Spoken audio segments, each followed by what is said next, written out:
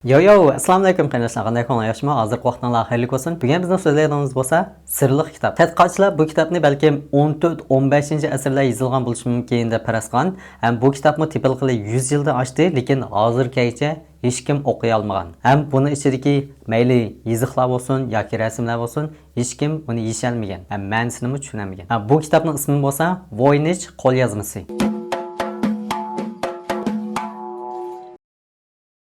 1912 Wilfred Voynich degan bir polshalik qadimiy buyumlarni saqlaydigan bir odam Italiyadan bu kitobni sotib olgan. Ham shundan keyin ichidagi yozmalarni yechishga tirishgan. Hozirgacha hech qanday natijaga erishmagan. Ham shundan keyin bu kitobga Voynich qo'lyozmasi deb ism qo'ygan. Bu kitob 240 betlik, ham shuna qattiq tashliq qog'ozda yasalgan. Ham uning ichidagi yoziqlarmi hozirgacha bizning insoniyatda ishlatib boqmagan yoziq ekan. Hech qanday madaniyatning yoziqlariga o'xshamaydi ekan. Ham uningdagi ba'zan rasmlarni tushungan bo'lmaydi ekan. Oldingi vaqtlardagi tadqiqotlarda bu kitobdagi ishlatgan bu qog'ozniki sifati, ham yozilmalarniki sifatlariga qarab turib 15-16-asrlarda yozilgan bo'lishi mumkin, shu vaqtlarda chiqqan bo'lishi mumkin deb faraz qilgan. Keyin shu texnik yuqori texnikalarda, shu lazer nurliq texnikalarda tadqiq qilib, buningki 1404-yildan 1438-yillar atrofida chiqqan bo'lishi mumkin deb aniqlanmagan. Masalan, mushu betiga qarsaqmi, rasmdagi surat o'simliklarga o'xshaydi yoki quyoshning rasmiga o'xshaydi, yoki bo'lmasa quyoshni bir xil o'simlikka o'xshatgan bo'lishi mumkin deb faraz qilgan. Ham buningmi nurg'un biologiyalik olimlar, jonliqshunoslar, o'simlikshunosliklarmi hammasi tadqiq qilib boqqan. Hech kim bu rasmni tushunmagan, tonimagan. O'simlikshunoslarmi agar bu bir xil o'simlik bo'lsa, bu hargizmi yer sharida ko'rilib boqmagan bir xil o'simlik deb javob bergan. Bu yon tarafdagi xatlarni hech kim tonimagan. Bu xatlarni shu rasmlardan aylantirib yozgan. Qarashqa bu xatlarni shu rasmlardan aylantirib yozib, shu rasmning ma'nosini tushuntirmoqchi bo'lgan bo'lishi mumkin. Ham bu xat bizningki hozir insoniyatga eng yaqin kelgan xat, shu arabcha xatlarga bakrak yaqin kelgan, balkim bizning uyg'urcha xatlarga yaqin kelishi mumkin, chunki ulinib yozilganligi uchun. Lekin bir o'xshamaydigan yeri, bizning xatlar, ya'ni arabcha xatlar o'ngdan so'lga yozildi, lekin bu xat so'ldan o'ngga yozilgan. Ham bu kitobning xatlarida nurg'un shu sanoqlarga o'xshab qolgan shakllarmi bor ekan. Ham yaxshi tadqiq qilgandimi, shu ba'zan harflar har bir xam so'zlarning ichida nashqatim takrorlangan. Ham yana bu kitobniki bosh biti bilan eng oxirgi bitida hech nima yozilmagan, qup-quruq ya ism ya aniqlama hech narsa yo'q. Xuddi bu kitobni kim yozganligini hech qanday uchurlarni qoldirmagan. Bu bir xil nazka siziqi deb bir siziq bor. Buni men kelaqdim bir video qilib ishlab so'zlab berman. Uningda hech qanday uchur qoldirmagan. Nima uchun sizgan, nima ma'noni bildirdi degandek hech qanday ma'ni yo'q. Lekin o'xshamaydigan yeri bo'lsa, nazka siziqini qanday sizganligini uqmaymiz. Hozirgacha insoniyat uqmagan, lekin bu kitobni qanday yozganligini uqdik. U bo'lsa shu pay qalamda siyoh bilan yozilgan.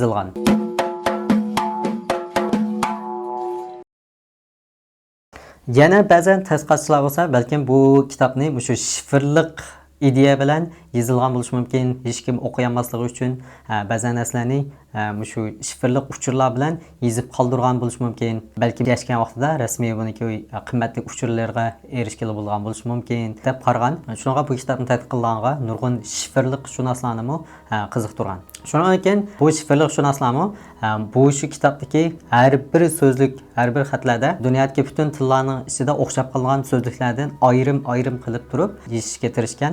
Shunga bu kitobdagi bir so'zlikdan azroq uchurga erishgan. U bo'lsa mushu so'zlik. Qarasangiz inglizcha xatdagi OTPCC 84840 degan sonlarga o'xshab qoldi ekan. Ham buni boshqa xil shifrliq ideya bilan o'ylab turib, ba'zan shu boshqa tillardagi qon so'zlarga tushamdi deb Italiyaniki shu ayol degan so'zligiga balkim o'xshab qolganligini faraz qilgan.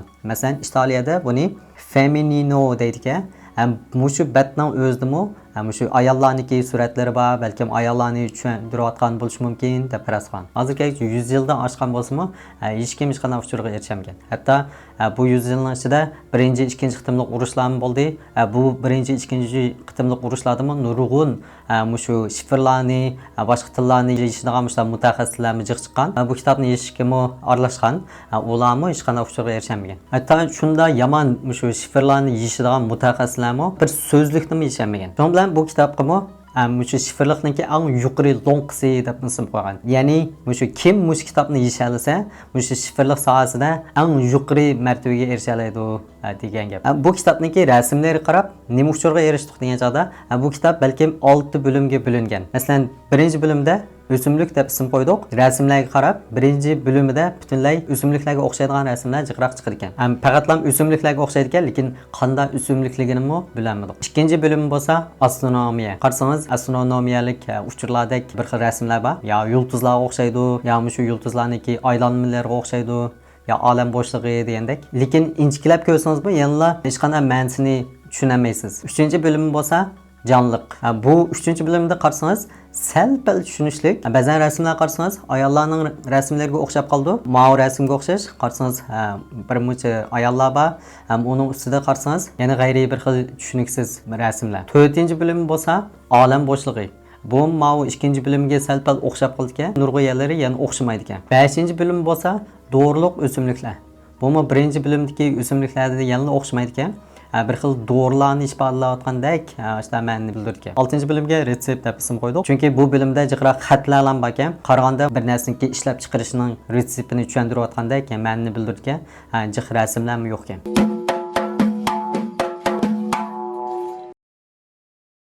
Bu uchurlardan ba'zan tadqiqotchilar bu balkim o'rta asrlardagi dorigarlarningki qo'lyozma kitoblari bo'lishi mumkin yoki bo'lmasa shu biologiyalik dorigarchilarniki qo'lyozmalari bo'lishi mumkin degan. Chunki o'rta asrlarda nurg'un yerlarda shu biologiyalik dorigarchilar shuna jiq bo'lgan, ularni alkemiy deymiz.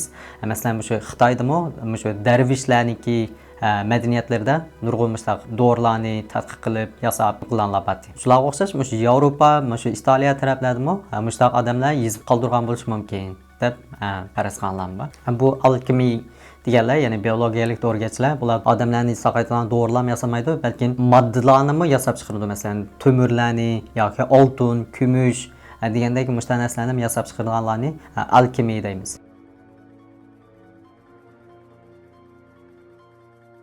Bu kitobni balkim Qalayimxon yozgan bo'lishi mumkin degan bu farazni cho'qim chiqarishimiz kerak. Chunki hamma shu kitobni tadqiq qilishga aralashgan tadqiqotchilar bo'lsin, hammasi o'xshashlar bu hargizmi Qalayimxon yozgan kitob emas deganni bildirgan. Chunki birsi bu kitob nihoyat qalin, yaxshi sifatli qattiq qog'ozda yasalgan.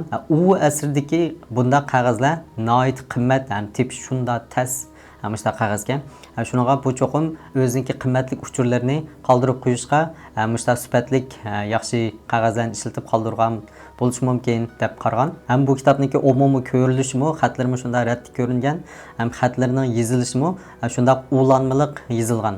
Ham hargizmi to'xtab turib birdan emas, balki ulanma shunda tez müştaq yozilgan xat bo'lishi mumkin deb qaragan. Şu an bu xatlarning ulanmalaridan ham shu kitobni yozgan odamning o'zining nima yozayotganligini o'qib turib yozayotganligini bilgili bo'ldi. Uning nimligini bilmagan odam ko'chirib yozsa-mu, hargizmi unga o'xshash bunda ulanmaliq yozolmaydi. Şu an bu bir Da Vinci'niki qo'l yozmalariga o'xshab qoldi. Da Vinci odatda o'ziniki qo'l yozmalarini shu sol qo'lda o'ng tarafdan so'l taraf qilib turib bunda yozdi.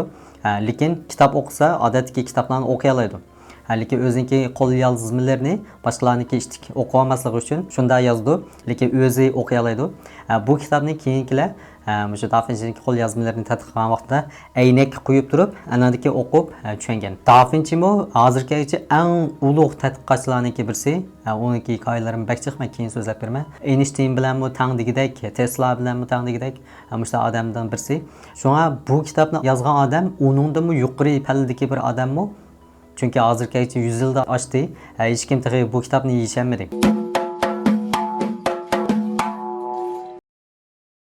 Ham bu kitobni Qalayimxon yozilmaganligini aniqlab bergan eng muhim bir fakti bo'lsa, bu kitobning ichidagi xatlar bo'lsin, so'zliklar bo'lsin yoki harflarniki takrorlanishi shu zip qonuniyatiga shunda tushundik. Zip qonuniyati degan nima degan chog'da 1949-yili Harvarddagi bir George Kingsley Zip degan bir olim har qanday tillardagi harflar, so'zliklarniki takrorlanishiga qarab turib, buniki bir rost til yoki xatligini aniqlab bergan qonuniyat. Shuni biz zip qonuniyati deymiz. Bu zip qonuniyatimi 2.8 qonuniyatiga shunda tushdi.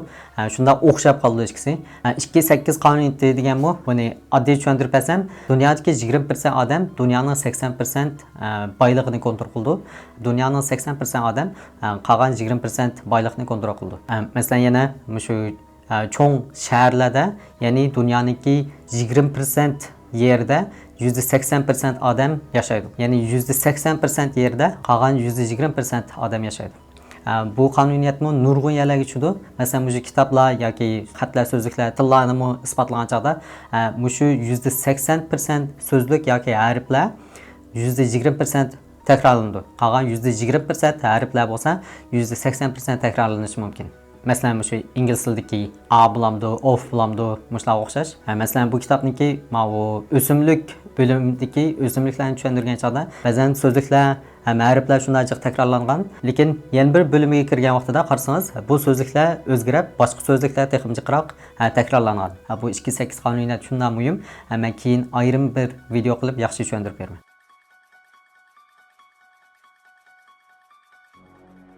Umuman aytgan chog'da insoniyatniki boshqa tillar, boshqa madaniyatlarniki, xatlarniki bir tilga o'xshab qolgan, lekin yana bir bizningki insoniyatga boshqa tillar, yoziqlarga o'xshamaydigan yer bo'lsa, bir harflik yoki ikki harflik xatlar ko'rilmagan. Faqatlam chiqmagan. Hatto shu nihoyat uzun harflik xatlar chiqmagan. Masalan, 10 harfdan jiqroq xatlar ancha ko'rilmagan. Qarasa, ba'zan jumlalarda, ba'zan so'zliklar nihoyat jiq takrorlangan.